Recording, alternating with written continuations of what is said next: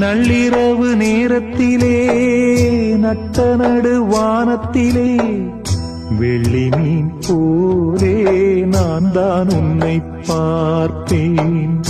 நித்தமிங்கு வாசலிலே பாடி வரும் தென்றலிலே உன் குரல் ஓசை நான் தான் என்றும் கேட்பேன்.